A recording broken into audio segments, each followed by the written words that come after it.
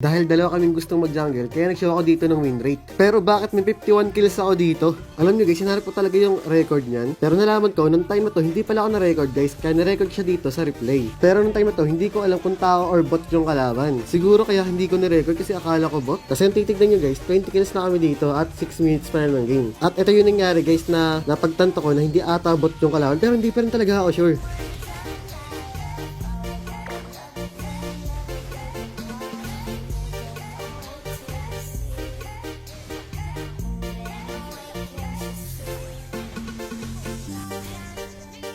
Habang ina-edit ko tong video, in-stock ko yung mga kalaban guys at bot nga. Pero walang bot yung guys, walang bot na ganito yung galawan, tignan nyo. Kasi naipag 1 verse 3 ba naman dito yung Dairot. Partida guys, palado na siya nyan.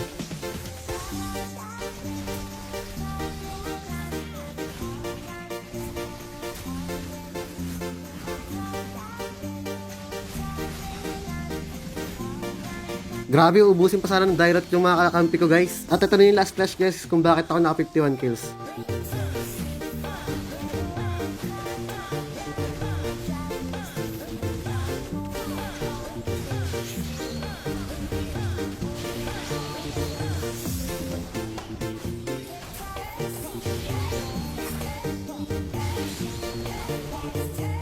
At ito guys, meron ako ditong highest kill ngayong season, 51 kills, grabe. Pagtapos yan guys, nagpight ako na account dito. Tapos ginamit itong si Alpha guys, Alpha na Legend skin. Kung makikita nyo, kulay puti pa tong Alpha ko. Pero guys, pag nakapag 10 kills to, tignan nyo, mag-iba yung itsura niya.